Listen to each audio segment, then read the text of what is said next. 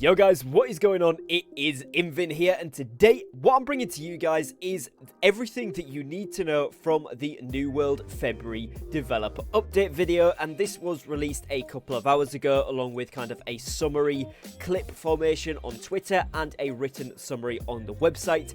I will leave the links to the video and the website article in the description below if you do want to check them out for yourselves as well. But this video is going to go over all of kind of the major points and things that they were trying to bring home to resonate with the player base and kind of things that they are focused on. Obviously moving into the February update as well, talked a lot about that, but also stuff that we're going to see in the potentially very near future, stuff said about the March update, and also things that they're working on that they want to bring out to release to the players fairly sharpish. So there's actually some quite exciting announcements and some stuff that I really want to touch on, as well as I'm going to explain to you guys kind of what their plan is at the moment, or what they say their plan is at the moment, and kind of what they're aiming to do with the player base in the coming few weeks and months. Now, before we fully jump into today's video, if you haven't already done so, please do go down below and drop a subscribe to the channel. We're trying to hit 15,000 subscribers, so it would be absolutely amazing if you guys could help me out in reaching that goal. Without further ado, let's jump into this. So the first thing that was mentioned right at the end of the dev update video, but it's something that I thought was very crucial, particularly at this point on my channel, is that the next dev update video that they bring us, they will be sharing with us their roadmap, which is literally what I asked for in this video that you guys can see the thumbnail on screen for now. Just a couple of days ago, I was asking, they need to bring out a roadmap, they need to tell us what the content is going to be aiming towards, even if it's not, this is what we're bringing out, just a rough guide. And at the end of the dev update video, the lead game director, Scott Lane, said that they would be bringing us a roadmap, giving us an idea of what content we can see over the coming months. So that's really exciting. Towards the end of March, we should see that, and of course, obviously, I will be covering everything up and to, and then onwards from that point as well, but that is something great, so I just wanted to bring that to everybody's attention. But today, obviously, we're going to be talking about what they discussed. So the kind of main first thing that was discussed in quite a decent amount of depth was, of course, the February update. Now, a lot of us know that this is a balancing, kind of bug fix months. They called it something like bots, bugs, and balancing month. Pretty cool little quirky name for it, and I think that actually it doesn't do enough justice to what the update actually gives us. It's given us a lot of improvements. I've got some statistics to share with you guys later on that they actually shared with us from that video as well. They went into great detail about luck and how luck actually works in New World, which I think is really good to see from a developer's perspective of how the game actually works with luck, because a lot of players have been wondering, some people coming up with some ideas and solutions, others producing their own kind of thoughts and feelings on this. So to have a developer come forward and say this is actually how it works was really useful. Essentially, to summarize it for you, I'm not going to go into as much depth as the developer did because he obviously knows his stuff. I'm just going to tell you a quick summary, which was there's two types of luck, which we know, gathering luck and global luck. Global luck affects your chances at getting a named drop. Now, you still have to be in that range, but it puts you more comfortably in the range to get a name drop, essentially giving you a higher chance at getting it because you were in the range that is precisely needed, or even further up towards the top end of that range where it's even more than what is needed, so it gives you a much higher chance to get that name drop. But the name drops are still rarer, they're still rare drops in overall, so it's not going to give you it every time, but it just means the more luck you have, the more chance you have at getting those drops, which kind of makes sense. So I wanted to clear that up, and it does mean as well that those PvP flagged players, luck is increased for both global luck and gathering luck, but obviously the primary focus of that is gathering luck. That's predominantly what is increased by PvP flagging, but they did say as well that it does affect both. Like I said, that video will be linked in the description, so if you do want to go ahead and have a look through that video, particularly at the luck section, I would recommend it because it cleared up a lot of stuff for me as well. Now, OPR is the next big thing that they touched a lot on here. They said that obviously they've done some scoring changes. Initially, the way that it was planned out was to combat the bots that they had, a lot of them combat-based bots. Now there is a lot more control on that type of bot, at the very least. I know we've still got some economy kind of frustration bots that are gathering and harvesting and that sort of thing, but combat bots have been kind of put a lid on for the most part, so therefore they are now able to change this system, and therefore it's going to be based on player feedback going forward. As you'll be able to see going into the February patch, it is more based off player damage. You know, tanks are still going to have a hard time because we haven't actually got a damage mitigated like scoring system yet, which I would really like to see as an improvement in the future. But right now we're going to see, instead of healing being by far and away the best thing, followed by kills, it's now going to be based off damage dealt, healing, kills, assists, all of that stuff. So if you contribute to the combat in any way, you are going to be going up that scoreboard, which I think is a much better situation to be in and is a great move in the correct direction. Now, the next thing here that they're looking at is moving into more quality of life after the bugs are under control. They've got some pretty good stead with this February update, and they seem fairly confident that they've got rid of most of the major, minor bugs, and quite a lot of improvements added in there as well, which is really cool. So from this point, they are looking at some quality of life things. Some systems still remain from the initial roots of the game, which initially in the first phases, for those that aren't aware, was more of a survival crafting type game. A lot more hardcore. PvP was full loot, that sort of thing. And it was kind of quite a hardcore game.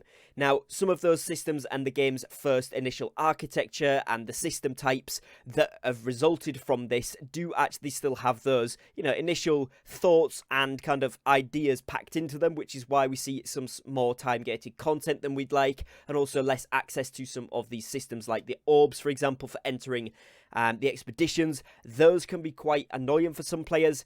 Now, what the team is looking at over at Amazon Game Studios is to look into easier access to content for all players and letting people experience the game more. Now, one major thing that they've done with this is give us access to a mutated expedition orb from the faction vendor every 3 days as opposed to every 7. So it goes from once a week to twice a week, which is really good. It gives us that extra chance, and it means that if you've got a group of 5, you can buy 2 per week. That means that you could get to mutation 10 even without, that is obviously clearing it first time, but even without having to craft those additional ones, so it's not locking you behind a craft, and it's also giving a lot more players a lot more opportunity to get more umbral shards from the main avenue, which is of course those mutated expeditions.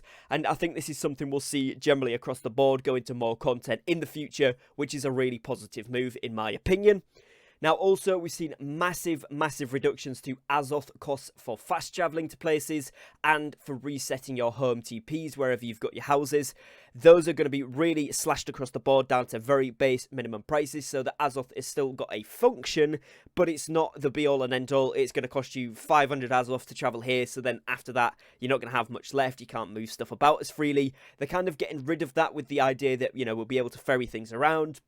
We'll be able to traverse the map a little bit more. Bear in mind, we still don't have mounts, and there's no talk about that in New World. Obviously, for some players, that's great. They don't want it. Other players do. But I think this update does give people a chance to traverse the map a lot more easily. With that as well, you're going to have in cooldowns reset at 30 minutes rather than an hour. So the half time on that, which is going to be a really positive impact, I think, as well. Now, with the release of the February patch, we should be seeing a more whole and cleaner product, as the team have been able to really polish all of the existing content and features that we've had since obviously the September launch, going into October, November, December and January. Obviously, we've seen new content added. We've seen some systems and some bugs that have been in since the start of the game in various different forms and ways. That should all now be improved, which is really good. And also, they have quoted that they've fixed more than 700 defects in varying sizes with this build of the game. So when we see February, it should almost be like a fresh game. With that, they've said about 350 minor bugs have been fixed, 225 improvements to the systems and the aspects of the game that they already have, and the rest of the stuff that they've done there is major bugs and other big issues.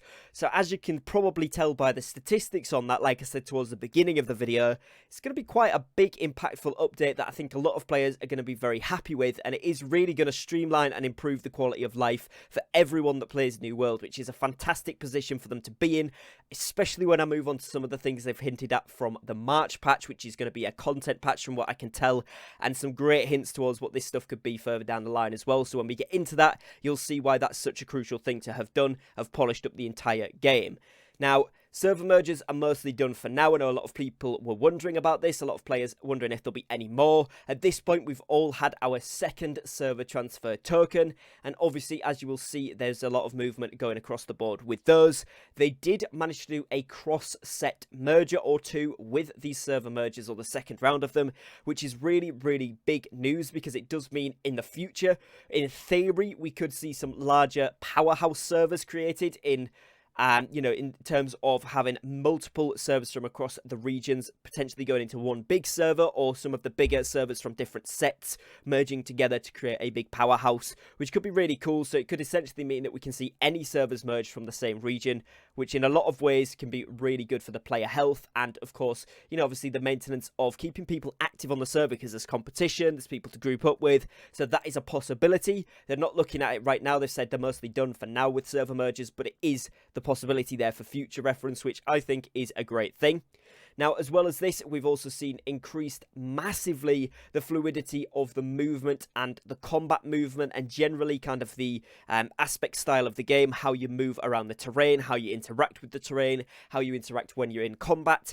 And this is going to be really important, because specifically, and this is a quote from the video, melee players should now feel a little faster after this. So they've removed the post-melee attack slowness, which was great for combat fluidity. All of those guys that have played melee, or anybody that's tried a melee weapon, will know after you swing, you've kind of got a few frames where you're a little bit slower, a little bit sluggish. That's gone now, so that you'll be able to fly around a little bit more fluidly, actually loop into the abilities and skills a little bit more. And I think particularly with weapons like the rapier, this is going to be an absolute shine through. Also things like the great axe and warhammer, where they're sluggish anyway by design, because obviously they're heavy weapons, but just the ability to kind of be able to dodge through a skill-based mechanism a little bit easier, I think is going to be really important, and is going to bring an even bigger skill gap to PvP. So if the fluidity actually has improved a lot, this could be a really, really interesting scenario to see, especially in the 50 versus 50 environment. Now, next thing here, OPR will now give us faction tokens and better drops, as well as the chance to get an expertise bump every single time that you play, which again is going to be great. And like I mentioned there, we have now got the chance to get a second mutated orb per week from the faction vendor. So with that extra faction tokens that you're going to be getting, that's really cool.